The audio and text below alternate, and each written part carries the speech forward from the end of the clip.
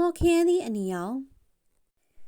တခါတော့ကရွာတရွာမှာကိုတိုးဆိုတဲ့ဆင်းရဲတဲ့သူတယောက်ကသူ့မိသားစုနဲ့တူတူနေထိုင်ပါတယ်။သူ့ရဲ့အိမ်မှာသူ့မိန်းမဖြစ်တဲ့မက်ခိုင်နဲ့သမီးလေးဖြစ်တဲ့လလာတို့နေထိုင်ကြပါတယ်။ကိုတိုးကတော့ခြံဒီမှာအလုပ်လုပ်တဲ့အလုပ်လုပ်ခဲ့ပါတယ်။တနေ့မှာတထေးကြီးရေတလားပြည့်ပြီဆိုတော့ကျွန်တော်ရဲ့လခလေးပေးပါအောင်ဗျာ။အေးရော့ဒီမှာယူလိုက်။ဒါကဘာကြီးတော့တထေးကြီးရေဒါက4000ပဲရှိတာလေ။ကျန်တဲ့2000ကရောကျွန်တော်ရဲ့လကအပြေက6000လေအဲ့ဒါကတော့မင်း24နိုင်လုံးအလုံးလုံးမှရမှာလေတတိကြီးဒါဘလို့စကားတွေပြောနေရလဲဗျာလူတယောက်က24နိုင်လုံးဘလို့လို့အလုံးလုံးနိုင်မှာတော့ငါရှိမှာတော့ဒီလိုစီးကဲနေချထားတယ်မင်းလုံနိုင်နေဆိုလို့ရှင်လဲလှုပ်လေမလုံနိုင်ဘူးဆိုလို့ရှင်လဲတခြားနေရာမှာအလုပ်သွားရှာလိုက်ကျွန်တော်အဲ့လိုမလုပ်ပါနဲ့တတိကြီးရဲ့အိမ်မအသက်ကြီးတဲ့ကျွန်တော်ရဲ့အမေရှိတယ်သူ့အတွက်ဆေးတွေဝယ်ခဲ့ပေးရမှာကလေးချောင်းလားခလည်းပေးရမှာအင်းအတွက်ရာရှင်တွေလည်းဝယ်ရမှာငါရှိမှာဒါတွေလာမပြောနဲ့ငါမင်းကိုပြောပြီးပြီလေဒီလောက်ပဲရမယ်လို့ဘာလို့ဇက်လာတောင်းနေရတော့စိတ်ညစ်ပြီးတော့မှကိုတိုတယောက်အိမ်ကိုပြန်လာပြီးတော့မှသူ့မိန်းမလက်ထဲကိုပတ်ဆက်ပေးလိုက်ပါတယ်ဒါကဘာတော့ဒါက4000ပဲရှိတာလေဒီလောက်လေးနဲ့ကြောင်းလာခအမေအတွက်ဈေးဝယ်ရမယ်အိမ်အတွက်ရာရှင်တွေလည်းဝယ်ရမယ်အဲ့ဒါတွေကဘလို့လို့လုံလောက်မှာတော့တတိကြီးကငါ့ကိုဒီလောက်ပဲပတ်ဆက်ပေးတာပါမိန်းမရဲ့သူပြောတာကငါက24နိုင်လုံးအလုံးလုံးမှ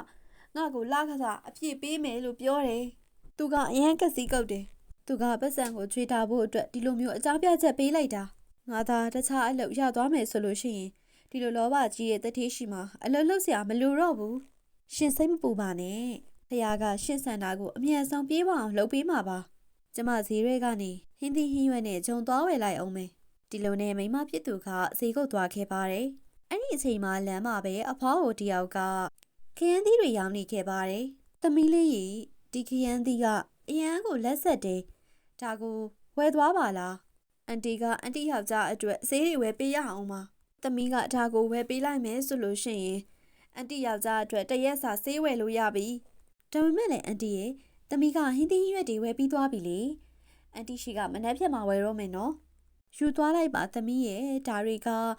မပုတ်ပါဘူး။ဒါကိုရဲကြကြထားလို့ရတယ်။လုံးဝမပြည့်စည်ဘူးဒါပေမဲ့လည်းအန်တီဒီခရမ်းသီးကလေအနီရောင်နေတော့ဒီလိုအနီရောင်ခရမ်းသီးတစ်ခါမှမတွေ့ဘူးသမီးရေဒီအနီရောင်ခရမ်းသီးကတစ်နှစ်မှတစ်ခါပဲတီးတာဘသူပဲဝယ်သွားအဲ့ဒီအိမ်ကပျော်ရွှင်မှုတွေနဲ့ပြည့်နေသွားတာဒါကအရန်ကိုနမိတ်ကောင်းတယ်သမီးကဒါကိုယူချင်တယ်ဆိုလို့ရှိရင်အားလုံးကိုမှ3000ပဲပေးသွားဒါကအမြန်မပုတ်ဘူးဒီလောက်ပတ်စံနဲ့အန်တီယောက်ျားရဲ့စေးတရက်စာဝယ်လို့ရသွားမှာပါငါမက3000ပဲကျန်တော့တယ်အိမ်အတွက်နွားနို့လည်းဝယ်သွားရအောင်ပါဒါပေမဲ့လည်းဘာမှဖြစ်ပါအောင်တရက်တလေငါတို့နွားနို့မတောက်ရလေဘာမှဖြစ်မသွားအောင်ဒါမဲ့ဒီအန်တီရဲ့ယောက်ျားအတွက်စေးဖို့တော့ရသွားမှာပဲလေတော်တော်စမ်းစားပြီးတဲ့နောက်မှာတော့ရော့အန်တီ3000သမီးကိုအနီအောင်ခရမ်းသီးတွေပေးလိုက်ပါဒီလိုနဲ့မတ်စပယ်ကတော့အိမ်ကိုရောက်လာခဲ့တယ်အမေရေသမီးကအရန်ဘိုက်စာနေတာနွားနို့ပေးလေသမီးရေဒီနေ့နွားနို့တော့မရှိဘူးဒါမဲ့ခဏလေးစောင့်အမေကချက်ပါတီနဲ့အာလူခရမ်းသီးချက်ပေးမယ်အဲဒီနောက်မှာတော့မတ်စပယ်ကအဲ့ဒီခရမ်းသီးအနီကိုဆေးဖို့အတွက်သွားတယ်ပြီးတော့ဖြတ်မလို့လုပ်တဲ့အခါမှာပဲအဲ့ဒီခရမ်းသီးကချော့ပြီးတော့မှအောက်ကိုပြုတ်ကျသွားတယ်ဟာအခုပဲငါကဆေးပြီးယူလာတာလေအမြန်လေးဖြတ်မှဖြစ်မယ်အားလုံးကအရန်ဘိုက်စာနေပြီနင်ကငါတို့ကိုဖျက်လိုက်မယ်ဆိုလို့ရှိရင်ငါတို့ရှိမှရှိတဲ့မော်အစွမ်းတွေအကုန်လုံးပျောက်သွားမှာပေါ့ဟဲဒီအတန်တွေဘယ်ကနေကြားနေရတာတော့ဒီအောက်မှာတည်တည်ချာလေးကြည့်ပါငါကမော်အနီအောင်ခရမ်းသီးပါဒီသူတွေအားလုံးကလည်းငါတို့ရဲ့မောင်နှမတွေပဲငါတို့ကနင့်ကိုကူညီပေးဖို့အတွက်လာခဲ့တာပါမတ်စပယ်ကထိုခရမ်းသီးတွေကိုမြင်သွားတဲ့အခါမှာအရန်ကိုအံ့ဩသွားခဲ့ကြတယ်အမလီဖျားရီအဲ့ဒီအန်တီကငါ့ကိုဘလို့ခရမ်းသီးတွေရောင်းလိုက်တာတော့ကြည့်ရတာတရေတွေများလားမသိဘူးအဲ့ဒီအန်တီကမော်အစွမ်းနေတက်သူလားမသိဘူးသူကအန်တီမဟုတ်ဘူးနှစ်သမီးလေးတစ်ယောက်ပါသူကခဏတိုင်းဒီကဘာမြေပေါ်လာပြီးတော့မှလူတွေကိုပညာဆန်းစစ်တယ်အဲ့လိုဆန်းစစ်တဲ့အခါမှာအောင်မြင်သွားပြီဆိုလို့ရှိရင်သူတို့ကိုဒီမော်အနီအောင်ခရမ်းသီးတွေပေးသွားတယ်အဲ့ဒါမှငါတို့ကသူတို့တွေကိုကူညီပေးလို့ရအောင်ပေါ့ဒါပေမဲ့ဒီတို့တွေကခရမ်းသီးတွေဆိုတော့ငါတို့လိုလူတွေကိုဘယ်လိုများကူညီပေးနိုင်မှာတော့ငါတို့ကခရမ်းသီးပဲမဟုတ်ဘူးမော်အနီအောင်ခရမ်းသီးတွေပါနေငါတို့ရှိကဘာပဲတောင်းလို့ရပါတယ်ငါတို့ကနင့်ကိုအားလုံးပေးမယ်ဟုတ်လားအဲ့လိုလား ဒါဆိုရင်အိမ်မှာအားလုံးကအရန်ဘိုက်စာနေတာကျမတို့ကကြားလာပြီးအစားကောင်းတောက်ကောင်းတွေလည်းမစားရသေးဘူးအဲ့တော့ငါတို့အားလုံးအတွက်အစားအသောက်ကောင်းတွေ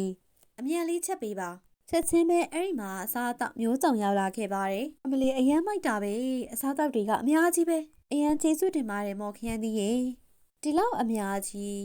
အစားကောင်းတောက်ကောင်းတွေကိုတွေ့ပြီးတော့ကိုတိုးကပြောပါတယ်ဒါဘာတွေတော့ဒီလောက်အများကြီးချက်လိုက်တာလားတခါတည်းပတ်စံနေအကုန်သုံးပြလိုက်တာပေါ့မဟုတ်ပါဘူးဒါတွေအားလုံးကိုမော်အနီယောင်ခရမ်းသီးကအလုပ်ပေးတာပါမော်အနီယောင်ခရမ်းသီးအဲ့နောက်မှာမက်စပေကအကြောင်းအရာတွေအားလုံးပြလိုက်တယ်ဟုတ်လားအဲ့လိုလားဒါဆိုလို့ရှိရင်သူ့ကိုပြောပေးလေသမီးအတွက်အကြောင်းလှစာလေးဖြည့်ပေးပါအောင်လို့နောက်လာကြလို့ရှိရင်ပြန်အကျွေးဆက်ပါမယ်လို့ဒီချိန်မှာဒီစကားကိုမော်အနီယောင်ခရမ်းသီးကကြားသွားခဲ့ပါတယ်ပြီးတော့ပြောတယ်အဲ့ဒီပတ်စံဒီကိုပြန်ပေးစရာမလိုပါဘူးမဟုတ်လေငါကနေတို့ကိုကူညီပေးဖို့အတွက်လာတာပါအဲ့ဒီချိန်မှာအလင်းတန်းတစ်ခုပေါ်ပြီးတော့မှရွှေတစ်တာရီတစ်ခုရောက်လာခဲ့ပါတယ်ပတ်စံဒီလည်းအများကြီးပါခဲ့တယ်ရော့ဒီမှာကိုတိုးရီခုချိန်ကနေစပြီးတော့မှဒီရွှေတစ်တာကမင်းဟာဖြစ်သွားပြီဒါပေမဲ့လည်းကျွန်တော်ကသမီးရဲ့အတွက်အကြောင်းလာခါလေးပဲတောင်းတာလေဒါတွေအကုန်လုံးပေးလိုက်တာပေါ့မင်းကအရန်ကိုစိတ်ထားကောင်းတဲ့သူတစ်ယောက်ဖြစ်တယ်ဒါကြောင့်မလို့ဒီပတ်စံကိုကြိုက်တဲ့နေရာမှာအသုံးပြုလို့ရတယ်ကိုပိုင်အလုပ်တစ်ခုစလို့ရတယ်အဲ့ဒါဆိုရင်သူများရှိမှလည်းကြုံခံပြီးအလုပ်လုပ်နေစရာမလိုတော့ဘူးပြီးတော့ဒီရွှေငွေတစ်တာတွေကရွှေတွေပတ်စံတွေကဘယ်တော့မှမကုန်ဘူးဒီဥစ္စာကအမြဲတမ်းပြည့်နေမှာမင်းကြိုက်တဲ့လောက်လဲတောင်းလို့ရတယ်ဒီလိုပြောပြီးတော့မှမော်အနီယောင်ခရမ်းသီးတွေအားလုံးကနတ်ပြည်ကိုပြန်သွားခဲ့တယ်သူတို့သွားပြီးတဲ့အခါမှာပဲသူတို့ရဲ့တဲအိမ်လေးကတိုင်းရင်အဖြစ်ပြောင်းလဲသွားခဲ့ပါတယ်အခုချိန်မှာကိုတူတယောက်ရွာမှာအချမ်းသာဆုံးအထင်းဖြစ်သွားခဲ့ပါတယ်အခုချိန်မှာတော့သူနဲ့သူ့မိသားစုပျော်ရွှင်မဲနေထိုင်သွားကြပါတော့တယ်နောက်နေ့မှာလေအခုလိုစိမ့်ဝင်စားစရာကောင်းတဲ့ပုံမြင်လေးတွေကိုတင်ဆက်ပေးသွားမှာဖြစ်လို့ကျမတို့ရဲ့ channel လေးကို like and subscribe လေးလုပ်ပေးထားဖို့မမေ့ပါနဲ့အောင်နော်ကျေးဇူးတင်ပါတယ်ရှင်